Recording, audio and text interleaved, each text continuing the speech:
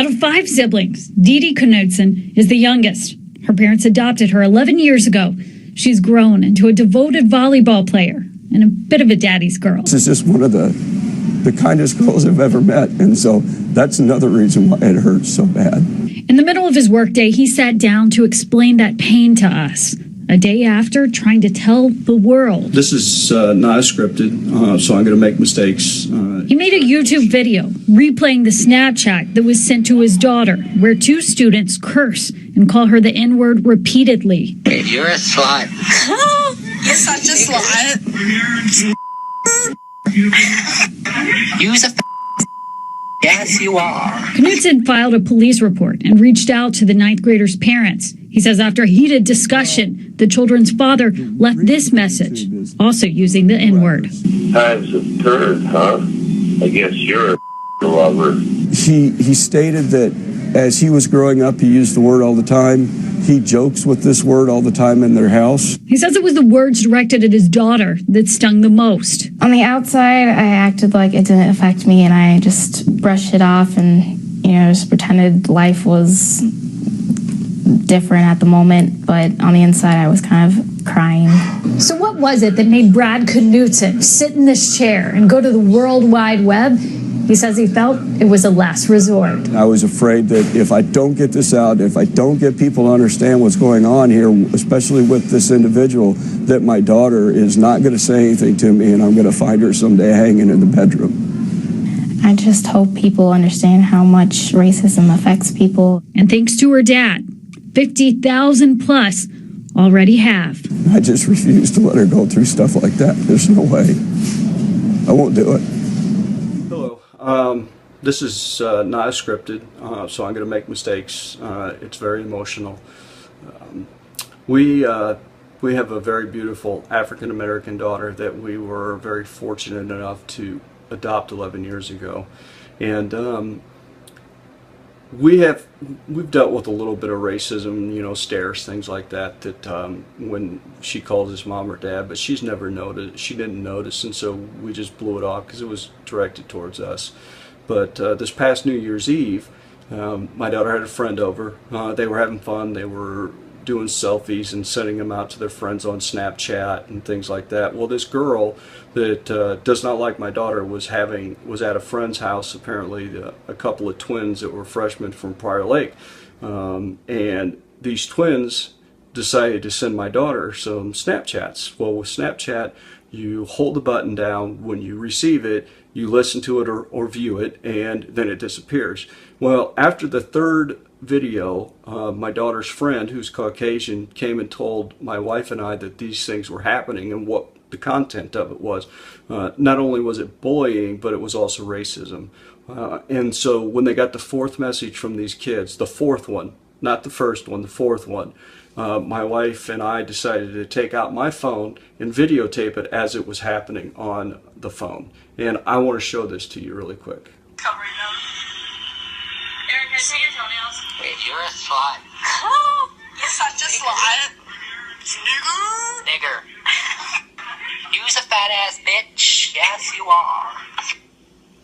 So I apologize. You probably couldn't see it very well, but as you can imagine, my wife and I were extremely shocked. I found out who these kids were. I attempted to call the twins' parents, left multiple messages, never got anything back. Went to their house numerous times. Nobody would ever answer the phone, or I'm sorry, answer the door. And so I reached out to the police because a week and a half ago, some of our very good friends, their son committed suicide at the age of 13 because of bullying. And at that point, it just dawned on me, I can't have this hanging over us and my daughter thinking the worst and something could happen. So I went to the police, told the police what happened, gave them the video. They went to the school, talked to the police that are stationed at the school, brought the kids in, talked to the parents, asked if it was okay if I called the parents. I got the cell phone of the father. And when I got the cell phone of the father, I finally got a hold of this individual. I'm not going to call him a gentleman because he's far from it. And I talked to him, And he told me he didn't understand what was wrong with the video because, one, their kids didn't even know my daughter. And I was like, well, that makes it even double bad. You don't even know my daughter. He told me I was crazy, that that's what he did when he was a kid, and that him and his family make jokes at the house using this word all the time. So what was the big deal? Said a few things to him that I can't repeat over this video. Then hung up on him because I couldn't take it anymore. And so I promptly get this email, or I'm sorry, text, or geez, sorry, I'm upset. This voicemail back from him, and this is what it said. Yeah, Brad. Times have turned, huh? I guess you're a nigger lover. Call me back. So I received that voicemail.